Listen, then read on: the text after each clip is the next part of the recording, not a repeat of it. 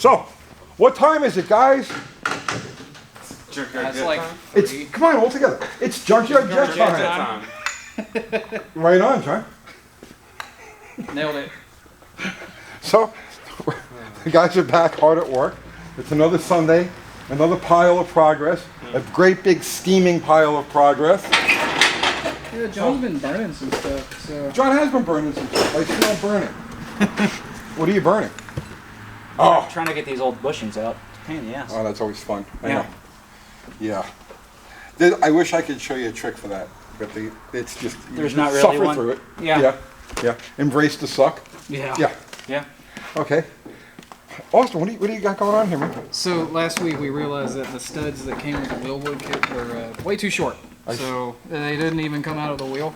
Right. So it actually was like right there. So we got the correct ones now. And hey John, grab that wheel. That one's got it on it. So that one's completed. We already went and test fitted it to make sure that it's completed.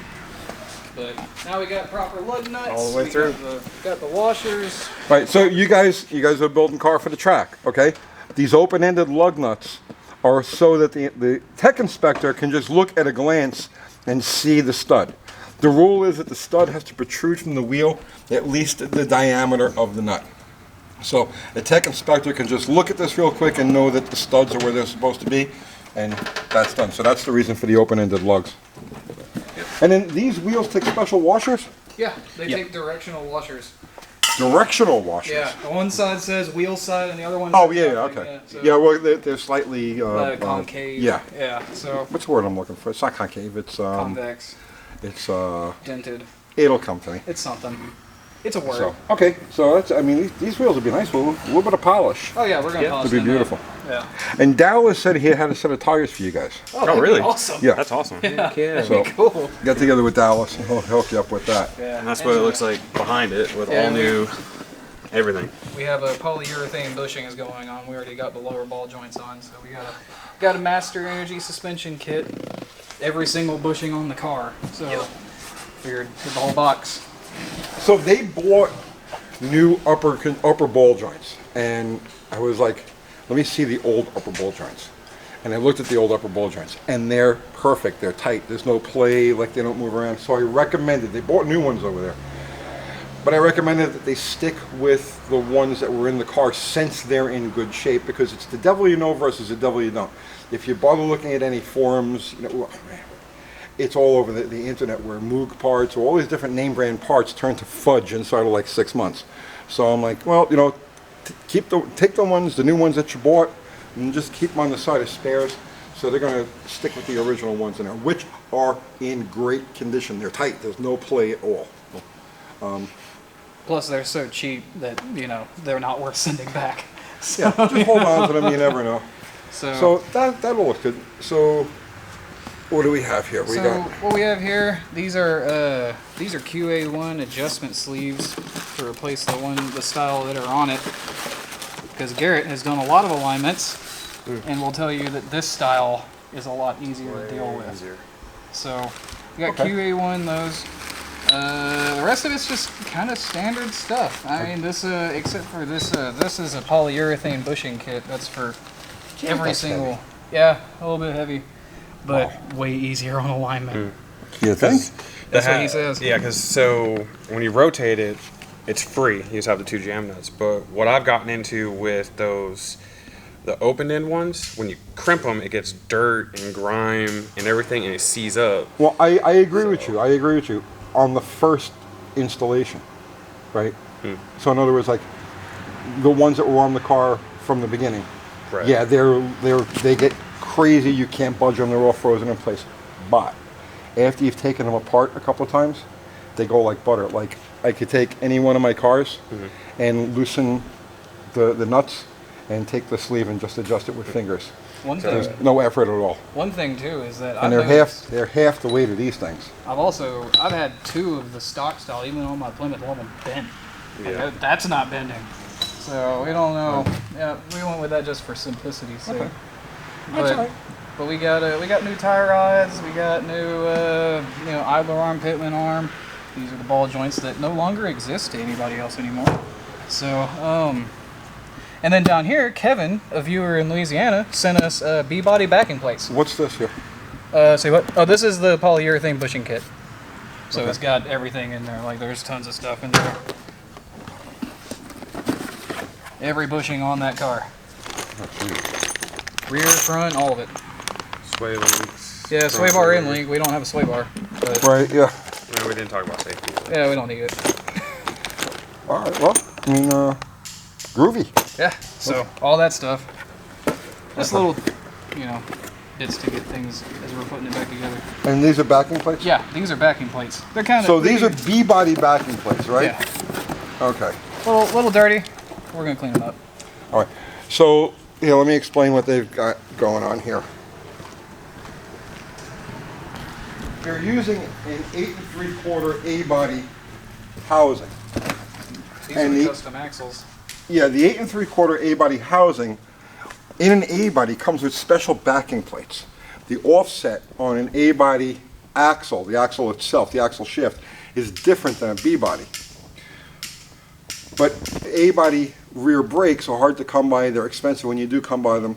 So I suggested to the guys that they use B-body 8 3/4 or 8 1/4 backing plates, which is what these are. And these actually will fit like Jeeps up until like 2001 or something like that. It's the same bolt pattern, the same offset. Yeah.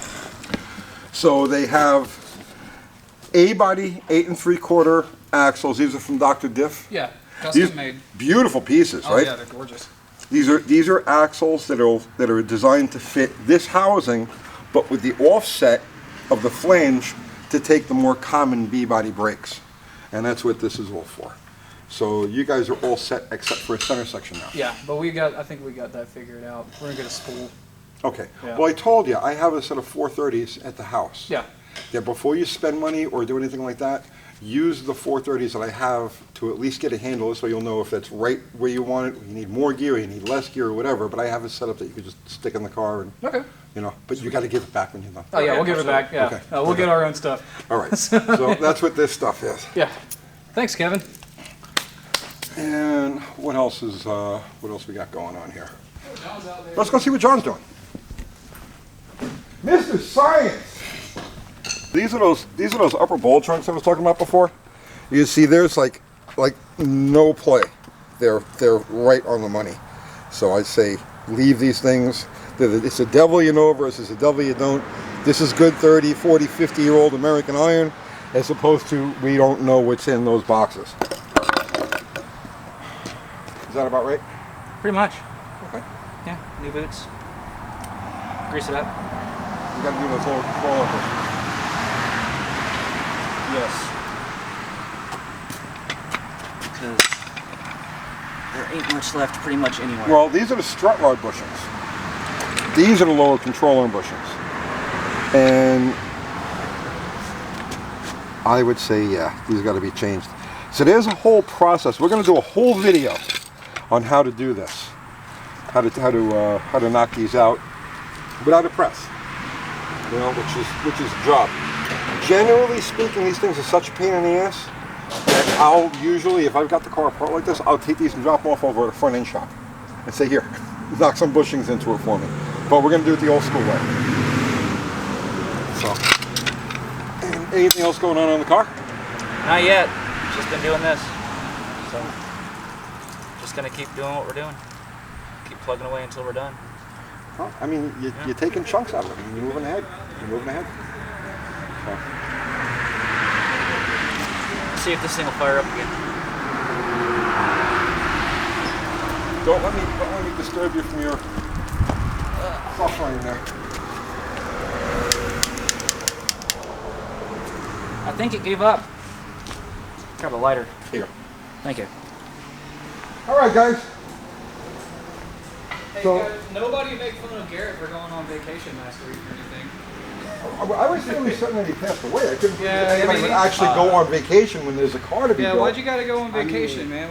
I had to do all this myself. I mean, I almost didn't make it back. Actually, we were stopped at the tunnel in Gatlinburg, and there was a big-ass bear that was sitting there, and I rolled down the window, and I was like, come on, bud, you need a ride? So You me can ride saying with that me." you were dead was not really that far off. It really wasn't that far off. Okay. I mean, yeah, it was And it wasn't even a real vacation because the truck that went down there before us, the fuel pump blew up on the highway.